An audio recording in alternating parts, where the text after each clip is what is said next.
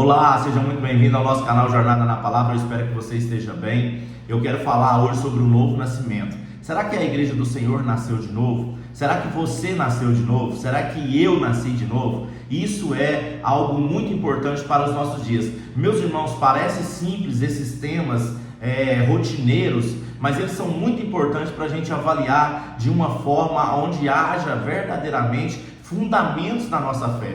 Então eu quero começar aqui com o Evangelho de João, no capítulo 3, verso 1, diz assim: E havia entre os fariseus um homem chamado Nicodemos, príncipe dos judeus.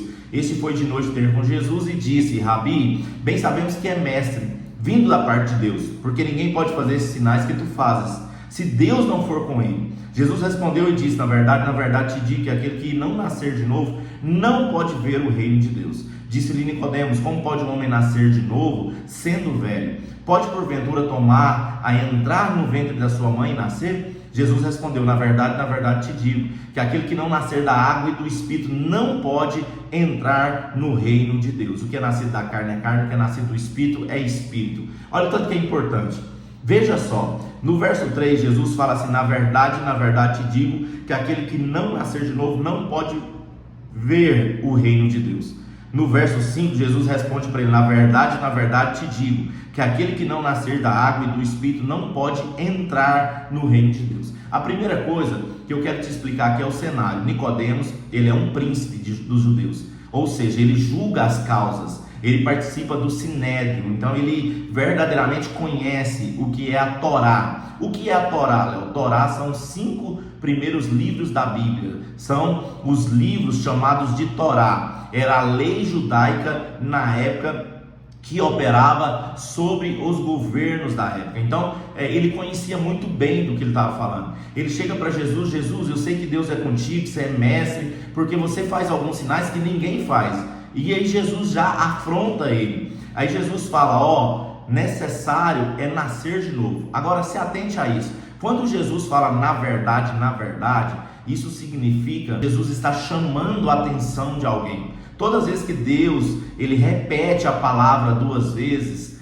além de Coralzinho, de Cafarnaum, quando ele libera essas palavras repetidamente, ele está chamando a atenção da pessoa para ele, para que verdadeiramente ele venha falar algo muito sério e muito importante. E ele vai dizer assim: na verdade te digo que aquele que não nascer de novo não pode ver o reino de Deus. A primeira coisa que eu quero que você aprenda, verdadeiramente, para ver o reino de Deus, para ver a manifestação do reino de Deus, nós precisamos nascer de novo somente nessa medida do verso 3. Mas aí Jesus continua e ele vai textualizar isso. Jesus responde: na verdade te digo que aquele que não nascer da água e do Espírito não pode entrar no reino de Deus. Veja que é 2 medidas. Uma coisa é você nascer e ver o reino de Deus. Outra coisa é você entrar no reino de Deus. Só entra no reino de Deus quem é nascido da água e do Espírito. Ou seja, quem nasceu da água e quem submeteu à vontade de Deus, à plenitude de Cristo. Quem tomou a sua cruz, seguiu Jesus e o obedeceu em todas as coisas. Então esses sim entrarão no reino de Deus. Então, logo percebemos que o nascer de novo não é um ato somente de passar as águas. Ele processualmente ele vai seguir para uma nova medida. E qual é a nova medida? Nascer do Espírito. Veja só alguns textos. 2 Coríntios 5,17 vai dizer assim: portanto, se alguém está em Cristo, é nova criatura. As coisas antigas já se passaram, eis que surgiram coisas novas. Surgiram coisas novas. Agora nós precisamos experimentar essas coisas novas. É isso que o apóstolo Paulo está falando. Ele não está dizendo que Deus estabeleceu sobre nós coisas novas, que Deus fez um ponto de mágica dentro de nós. Ele está falando assim: eis que surgiu coisas novas. É preciso caminhar nessas coisas novas, é preciso conhecer essas coisas novas.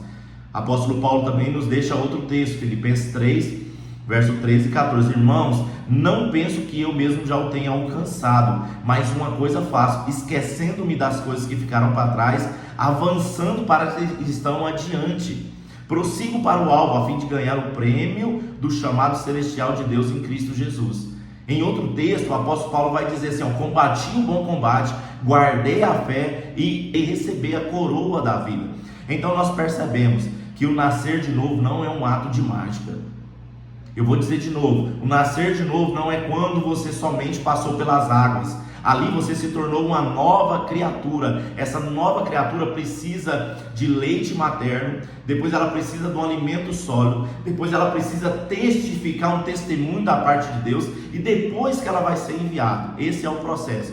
Veja só, nós confessamos Jesus, nós batizamos, nós começamos a receber o leite materno. Isso significa uma palavra de amor, uma palavra de perdão, uma palavra amênica, que recebe o ser humano, a fim que ele entenda que ele agora tem um Pai Celestial, a fim que ele entenda que ele é perdoado, a fim que a justiça de Deus alcançou o seu coração. Mas não termina aí. A partir desse momento, Deus começa a nos dar alimento sólido para que gere crescimento nos filhos. E os filhos precisam crescer, amadurecer. E o crescimento sólido é as palavras de transformação da nossa alma. Por isso é tão importante nós consagrarmos a nossa mente a Deus, a fim de sermos transformados, a fim de uma metanoia acontecer sobre nós. Esse é o nascimento do Espírito, quando nós negamos as nossas vontades, negamos as nossas paixões, negamos o amor que temos pelas coisas do mundo e seguimos para o alvo que é Cristo,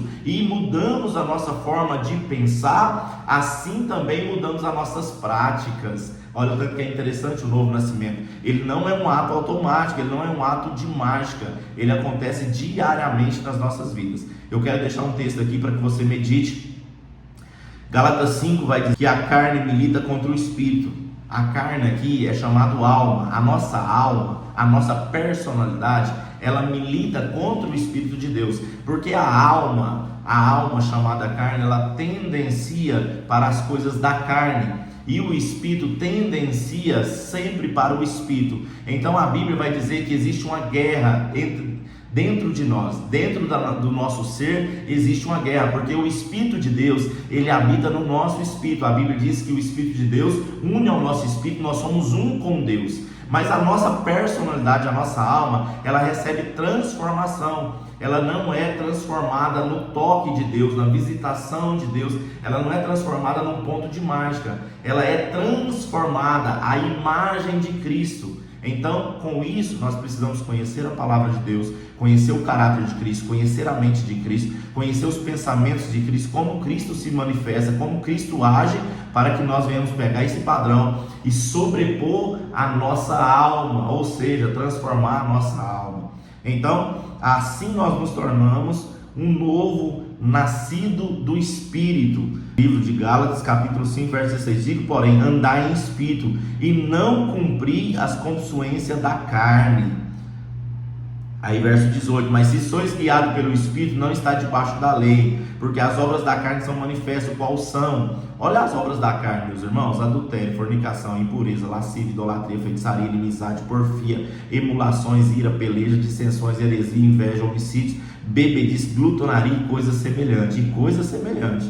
Agora veja, verso 22, o fruto do Espírito. Primeira coisa que eu quero deixar claro para você, não é os frutos do Espírito, não é 9 frutos do Espírito, é um fruto apenas, é o fruto do Espírito.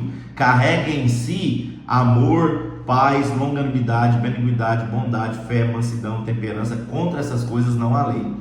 Os que são de Cristo crucificarão a vossa carne e as suas paixões e as suas concupiscências. Se vivermos em Espírito, andemos também em Espírito. Não sejamos cobiçosos de vanglória, irritando nós uns aos outros, invejando uns dos outros. O que eu aprendo aqui? O fruto do Espírito é amor, gozo, paz, longanimidade, benignidade, bondade, fé, mansidão e temperança. E contra essas coisas não há lei. Mas ele vai dizer, ó, que estão em Cristo, crucifica a carne.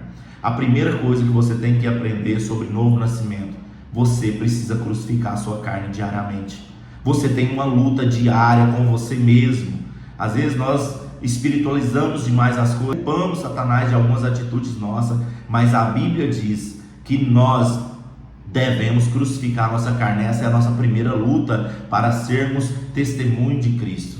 E aí ele vai dizer assim, ó, crucificar também as suas paixões. O que é paixões? Sentimentos descontrolados, desejos descontrolados. compsuências. O que é compsuência? As nossas cobiças descontroladas. Tudo isso tem que ser crucificado, ou seja, tudo isso tem que morrer para nós. Tudo isso não deve existir mais nas nossas vidas. E ele vai dizer: se vivemos em espírito, andemos também em espírito.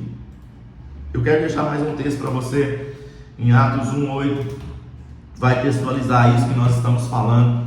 Vai dizer assim, ó: mas vocês receberão poder ao descer sobre vocês o Espírito Santo, e serão minhas testemunhas, tanto em Jerusalém como em toda a Judéia e Samaria, até os confins da terra. Irmãos, não tem como você assumir o ministério, não tem como você assumir que você é instrumento de Deus, sem que você carregue em si testemunhos. Eu vou dizer de novo: mas vocês receberão poder ao descer sobre vocês o Espírito Santo, e serão minhas testemunhas. A primeira obra do Espírito Santo, após te convencer do pecado, do juízo, da justiça, é fazer de você um testemunho. Se as suas práticas, no seu trabalho, aonde você coloca os pés, na sua igreja, aonde você caminha, ela ainda não gerou testemunho, então você não siga adiante. Porque ir a Jerusalém, ir a toda a Judéia, ir a Samaria, ir a confins da terra, a primeira coisa que exige que você tenha um ministério fluente a alcançar algumas cidades ou uma plenitude da sua região é que você nasceu de novo e você carrega em si testemunho da parte de Deus. Então você vai carregar testemunho em algumas coisas, em outras não. Então que você foque nas coisas que você não carrega testemunho, através da porta do arrependimento, se arrependa e nasça de novo. Isso é para você e isso é uma medida para mim. Irmãos, novo nascimento, ele acontece, o novo nascimento nas águas, você se torna uma nova criatura, mas o processo no Espírito, ele é pedagogo, ele é diário. Então nós precisamos nascer de novo, nós precisamos ter o caráter transformado, nós precisamos ser testemunho de Jesus. Esse é o nascimento no Espírito e ele é diário, não adianta nós fugirmos dele. Todos os dias precisamos ser transformados de glória em glória e de fé em fé. O Espírito de Deus vai ser o auxiliador em te trazer clareza para você decidir mudar. Meu irmão, o Espírito Santo de Deus, ele não decide por nós, ele apregou as verdades em nosso coração, ele traz à nossa memória aquilo que verdadeiramente vem da palavra de Deus, mas a decisão de mudança tem que ser nossa. A decisão, a humildade, o coração manso e ensinável tem que ser verdadeiramente aquilo que nós carregamos, para que nós tomamos uma decisão de transformação à imagem de Cristo, tá bom? Que Deus abençoe você, que Deus abençoe a sua família.